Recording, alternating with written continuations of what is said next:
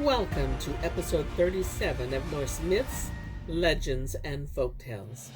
My name is MyLinda, Butterworth, and today we learn how Loki twists a little knowledge into a deadly game in part 1 of The Death of Balder. The gods and goddesses gathered in the shadow of Balder's terrible dreams that threatened to pitch into darkness forever. Not one of them doubted his life was in danger, and for a long time they discussed how to protect him. The gods and goddesses thought of all the ways in which one can die. They named each earth thing, each sea thing, and sky thing that could cause sudden death. Then Balder's mother, Frigg, began to travel through the 9 worlds and get each and every substance to swear an oath that it would not harm Balder.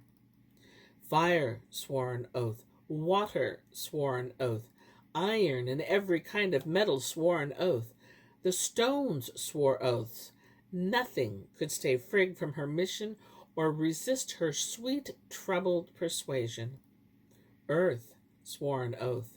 The trees swore oaths. Every kind of illness swore an oath. Balder's mother was untiring and painstaking.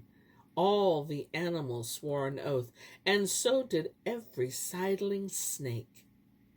Then the gods and goddesses met again, and Frigg satisfied them that she had done as they asked, and had nothing in creation would harm Balder. "We should put it to the test," they said. And one picked up a pebble and lobbed it so that it landed right on Baldur's head. Whatever power that small stone had, it withheld it. Baldur did not even know that the pebble had struck him. "I could feel nothing at all," he said. Then all the gods and goddesses laughed. They left Gladsheim and streamed out into the sunlight. The hall's gold roof and gold halls were glowing, and the green plain of Idavol teemed with activity. The gods' servants coming and going, troops of light elves hurrying about their business, visitors to Asgard staring in wonder about them, and animals of many kinds grazing or dozing, all of them glad to be alive. The foremost gods met in Gladsheim, and the goddesses in Vingolf. They ruled over Asgard. They discussed the feats and fates of heroic men in Midgard, and after their councils they often met together and were joined by a jostling throng, gossiping, sociable, eager for amusement. Sometimes they drank, sometimes they sang. They made trials of their strength and played games of all kinds. It was not long before the gods thought they should check Balder's safety again. They could not resist the sport. One tossed a pebble at him, and it struck him on the cheekbone. Another aimed a stick at him, and it hit him on the chest.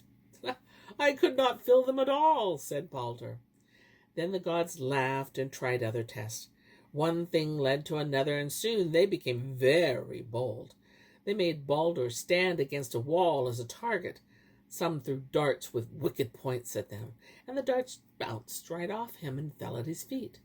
Some brought in stones and hurled them at him. The rest struck at him with axes and slashed at him with swords, and the tempered metal would not scathe Baldur. It would not even graze him.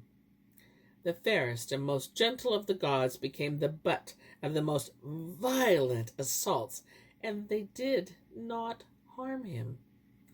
Everyone present enjoyed this new game hugely, and they all rejoiced that it was impossible to hurt him. All except Loki. The sly one watched with distaste and impatience. Trouble and suffering were meat and drink to him, and it sickened him to see that Balder was immune from every kind of attack.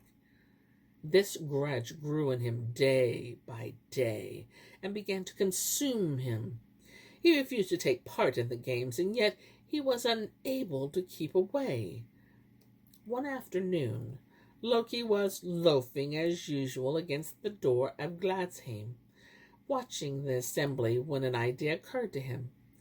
He half closed his eyes, he licked his twisted lips, and smiled, unnoticed. He stepped out of the hubbub and quickly walked off in the direction of Fensalir. Loki paused. He had a careful look around him. There was nobody about. Then he whispered the charm. The shape changer turned himself into an old woman. As Loki hoped, Frigg was in her hall alone. Loki hobbled across the floor. She sniffed and wiped her dripping nose with the back of her hand and rubbed it against her grubby, dark dress. "Where am I?" she demanded. Frigg rose, greeted the old woman, and named herself. "It's a long way from home," observed the old woman, "and I'm not sure it's been worth coming." Frigg listened patiently. "I passed a place some way back. What a noise! I couldn't get anyone to listen, and the people there were all stoning one man. Poor man! He had a white face, a white shining hair. One against all. Yes, I don't know that sort of thing went on in Asgard." Frigg smiled faintly and thought it wise to wait until the old woman had her say. "I didn't stay long. I never did like stonings. Who would have thought it? So far to have come, and then it's such the same. He hadn't gone long, poor man. He'll be dead by now, yes." As the old woman rambled on, it seemed she had quite forgotten she was in company, but now she shook her head fiercely and glared at Frigg. "What was going on? Do you know why they were stoning him?" Frigg told the old woman that what she had seen was not a stoning, but a host of gods and goddesses sporting with her own son. She explained that Balder had not been hurt by a single stone, and was just as ready to take part as anyone else. "What kind of magic is that?" asked the old woman. She had the makings of a mustache, and it was twitching in a rather disturbing way. "Nothing will hurt Balder," replied Frigg. "No metal will harm him. No wood will wound him. I've taken an oath from everything." "Everything?" said the old woman. "Even a pinch of salt, I suppose?" Frigg began to feel irritated with this wearisome crone. She shrugged as if she were trying to get rid of her. "Everything?" the old woman sniffed. "You really mean that everything has sworn you an oath that it will not injure Baldur?" "Everything," said Frigg dismissively, "except that little bush that grows west of Valhalla, the mistletoe. That's so young I didn't even bother with it." The old woman grunted. "Well, you've given me the time of day," she said. "You've given me the time of day. Yes, now I'll be getting along."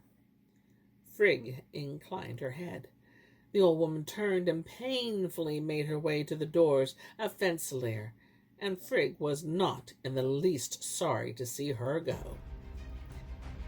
And here is where I end my tale for today. But I'll be back tomorrow with more tales. Many more tales. Until then, my friends, enjoy.